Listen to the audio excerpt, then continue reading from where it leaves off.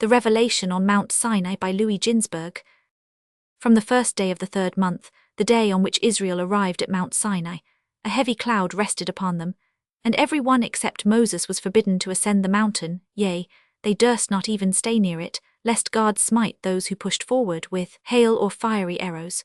197. The day of the revelation announced itself as an ominous day even in the morning, for diverse rumblings sounded from Mount Sinai. Flashes of lightning, accompanied by an ever-swelling peal of horns, moved the people with mighty fear and trembling. God bent the heavens, moved the earth and shook the bounds of the world, so that the depths trembled, and the heavens grew frightened. His splendor passed through the four portals of fire, earthquake, storm and hail. The kings of the earth trembled in their palaces, and they all came to the villain Balaam, and asked him if God intended the same fate for them as for the generation of the flood.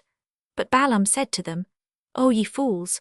The Holy One, blessed be he, has long since promised Noah never again to punish the world with a flood. The kings of the heathen, however, were not quieted, and furthermore said, God has indeed promised never again to bring a flood upon the world, but perhaps he now means to destroy it by means of fire. Balaam said, Nay, God will not destroy the world either through fire or through water. The commotion throughout nature was caused through this only, that he is not about to bestow the Torah upon his people. The Eternal will give strength unto his people. At this all the kings shouted, May the Eternal bless his people with peace, and each one, quieted in spirit, went to his house.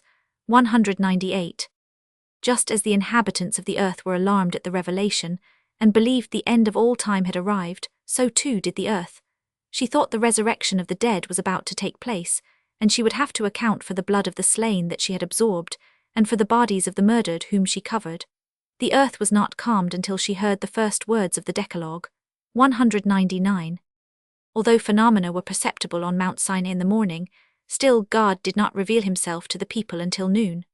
For owing to the brevity of the summer nights, and the pleasantness of the morning sleep in summer, the people were still asleep when God had descended upon Mount Sinai. Moses betook himself to the encampment and awakened them with these words, Arise from your sleep, the bridegroom is at hand, and is waiting to lead his bride under the marriage canopy.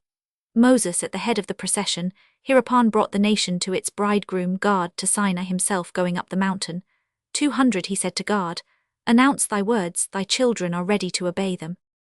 These words of Moses rang out near and far, for on the occasion his voice when he repeated the words of God to the people had as much power as the divine voice that he heard.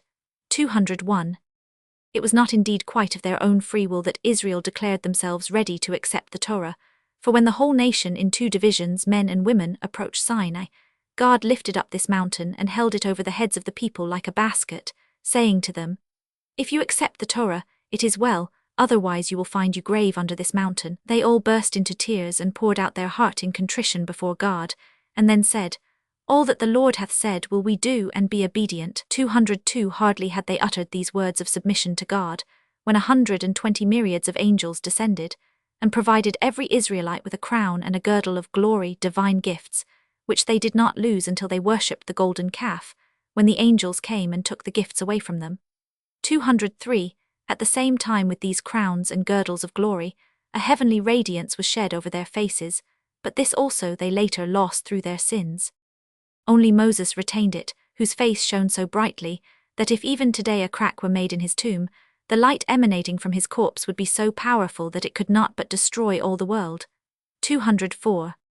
After God had bestowed upon Israel these wonderful gifts, he wanted to proceed to the announcement of the Torah, but did not desire to do so while Moses was with him, that the people might not say it was Moses who had spoken out of the cloud. Hence he sought an excuse to be rid of him.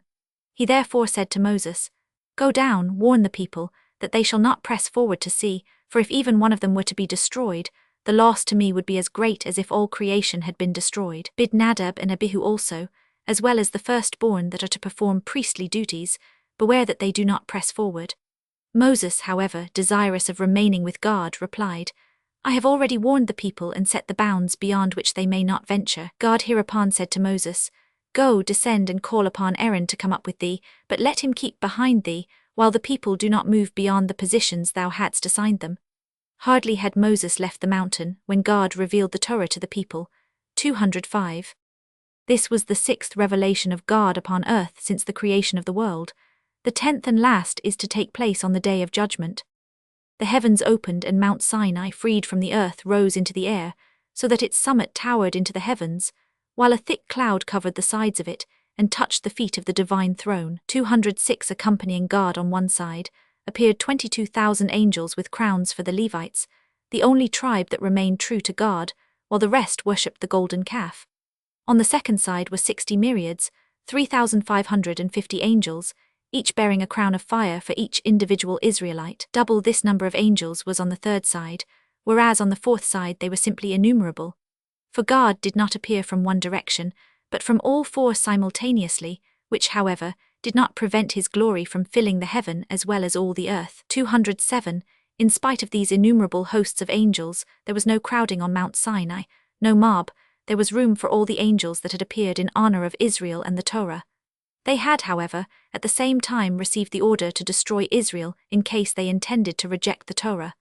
208.